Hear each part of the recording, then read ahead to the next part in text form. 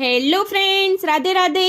આજે આપણે બનાવવાના છીએ એકદમ ટેસ્ટી, ક્રીમી અને રેસ્ટોરન્ટ સ્ટાઇલ પનીર ચીઝ ગોટાળો. આ પનીર ચીઝ ગોટાળો ખાવામાં ખૂબ જ સ્વાદિષ્ટ બને છે કે તમે એકવાર બનાવશો તો તમને વારંવાર બનાવવાનું મન થશે. તો તમે હજી સુધી મારી ચેનલ સબસ્ક્રાઈબ ન કરી હોય તો સૌથી પહેલાં મારી ચેનલને સબસ્ક્રાઈબ કરી લો અને હા, બેલ આઇકન જરૂરથી દબાવજો તો તમને આવી નવી નવી રેસીપી ઇઝીલી જોવા મળી જશે. તો ચલો હવે રેસીપી સ્ટાર્ટ કરીએ. સૌ પ્રથમ મેં વેજીટેબલ લીધા છે ચોપ કરીને.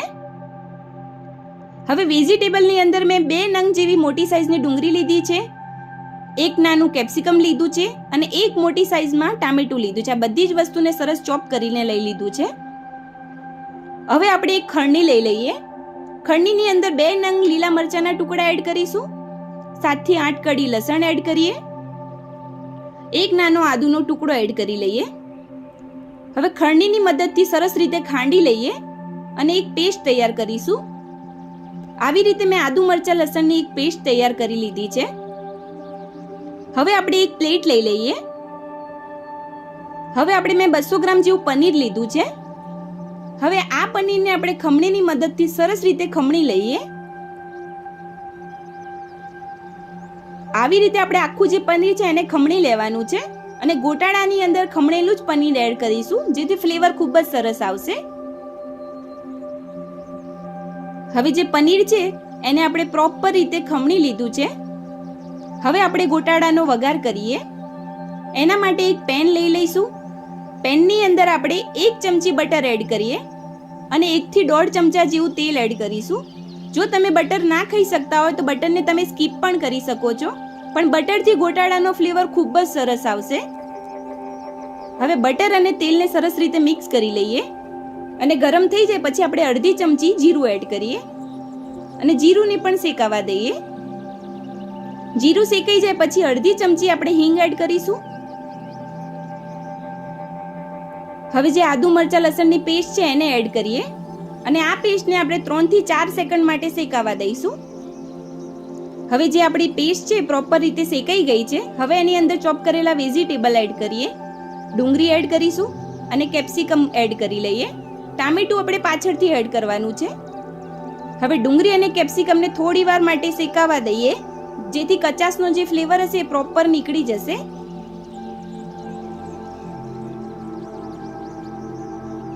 હવે ડુંગળી અને જે કેપ્સિકમ છે પ્રોપર શેકાઈ ગયા છે અને કલર પણ ચેન્જ થઈ ગયો છે.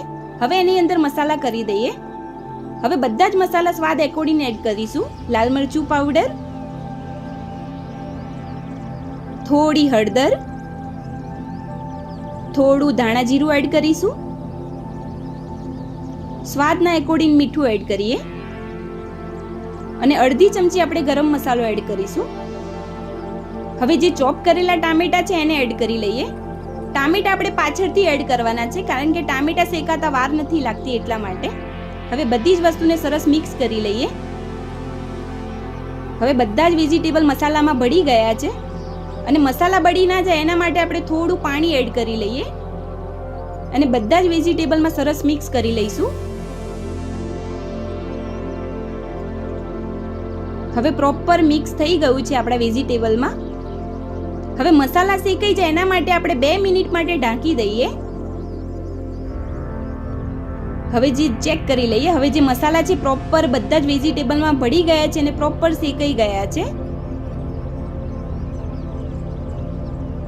આવી રીતે મસાલામાં પાણી નાખવાથી મસાલા જે છે એ બળી નહીં જાય. હવે મેં એમાં 1 ચમચી કસ્તુરી મેથી એડ કરી છે, જેથી ફ્લેવર ગોટાળાનો ખૂબ જ સરસ આવશે. હવે સરસ રીતે મિક્સ કરી લઈએ. હવે પ્રોપર મિક્સ થઈ ગયું છે. હવે એની અંદર આપણે પનીર ખમણેલું છે એને એડ કરી લઈએ.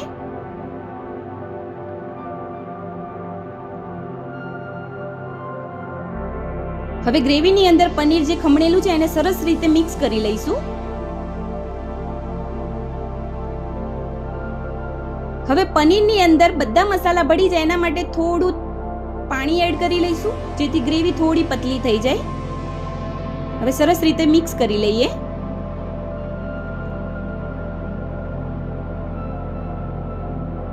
હવે પ્રોપર રીતે સરસ મિક્સ થઈ ગયું છે.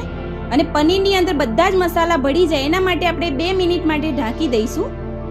હવે 2 મિનિટ જેવું થઈ ગયું છે. હવે પ્રોપર પનીરની અંદર બધા જ મસાલા ભળી ગયા છે અને તેલ પણ છૂટું પડી ગયું છે.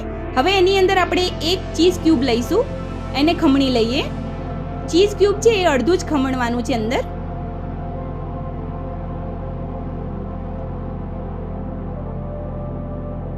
હવે હલાવી દઈએ એને સરસ રીતે.